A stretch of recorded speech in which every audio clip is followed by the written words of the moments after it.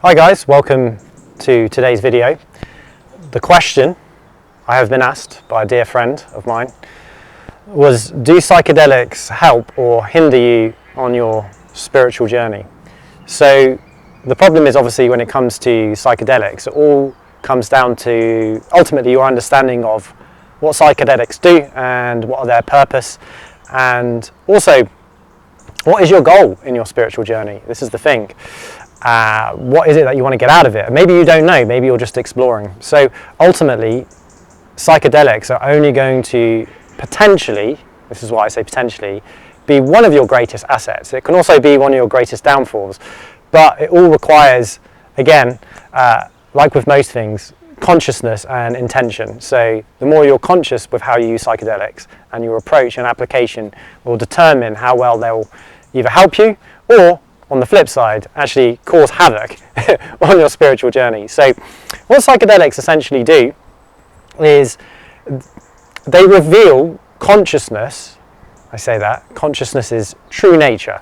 So we walk around thinking that there's a world that exists outside of our heads that is created through matter. But within our direct experience, this isn't actually true. Whether this has happened ultimately, I'm not going to debate that right now in this video, but I want to say in our direct experience, all that we know for sure that exists is consciousness, and it has its nature. It has a specific nature, and when you take psychedelics, its nature starts to actually come forth, and its nature is extremely chaotic at times. It can be extremely challenging. It's deeply spiritual, it's deeply profound, and it can lead you to God realization. It can lead you to opening up your heart. It can lead you to healing your trauma or gaining an insight into trauma. It can gain you having a wonderful experience into the true nature of what existence could be and what your life could be. But it also, on the flip side, could delude you. I know of many people that have had experiences taking psychedelics and been completely deluded by maybe their egoic patterns came up and started to project onto the screen of consciousness, as an example. So before you even take a step into that world, the first thing that I would recommend everyone do is first get curious about what is life and what is existence, and also get curious about what the hell is consciousness and take an interest in that and get into what I would call consciousness work. So consciousness work just basically means exploring your consciousness, and do it sober at first. I would recommend not trying any psychedelics and actually just get into some meditation practices, get into what's called non-duality, maybe look into that. You could practice something called Kriya Yoga, which is a powerful form of breathing, and that can actually help you unlock maybe certain energy systems in the body, and you'll start to see, your mind will start to have a deeper insight into what life might really be about. And this idea of what consciousness is and its true nature will start to come forth.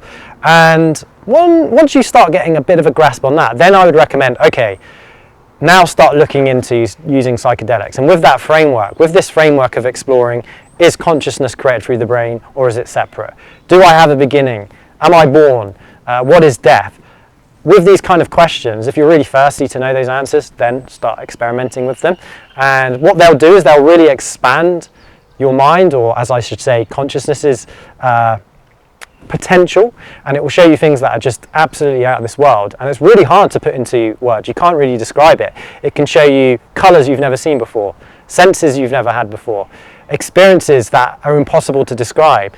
You can experience what it's like to be something else, to be an inanimate object. You can experience what God's true nature is, or at least within your own direct experience. I'm careful in how I say that because I know it can trigger a lot of people.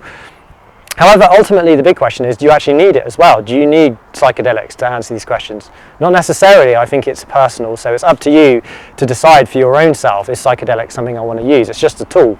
Ultimately, at the end of the day, it is not the territory ultimately. And can you access these states naturally? You can.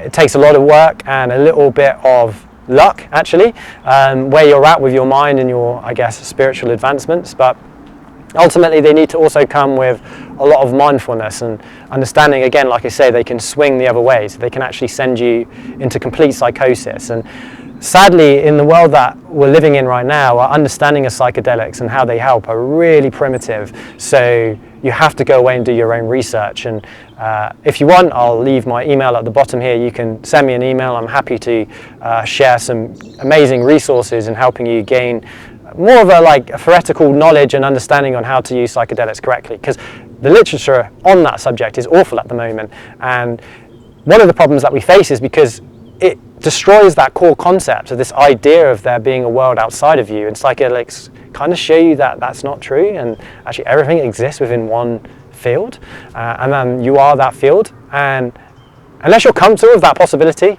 you're going to have a bad day, because it's undeniable when you start having these experiences. So for me personally, psychedelics have been wonderful, but also very dangerous at the same time.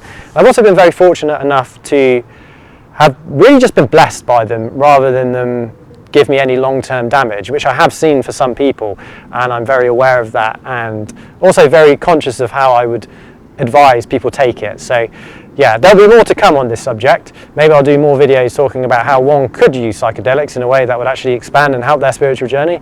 And also we can talk about what are the dangers and how can you prepare for those dangers, and also who are the people that shouldn't ever take psychedelics, because there are also those as well. And how do you decipher if I want to go down the sober route versus I want to go down the entheogen route, which is just another word for some potent psychedelics. So it's a bit like, I mean, it's not quite like this, but it's a bit like if you're a bodybuilder and you start taking natural enhancements, you want to know the side effects to steroids or whatever PED you're taking, right? And it's the same with psychedelics, but instead of affecting the body, it more affects this. And ultimately, as well, one of the main reasons that we get into this work is actually because we want to make our lives better, and we want to be happier, and we want to be nicer to the people around us. Well, some of them, not all of them, but yeah. So I hope this video, I'm just joking by the way, we want to be nice to everyone. So I hope this video helps, and I'll catch you in the next one, because there'll be many more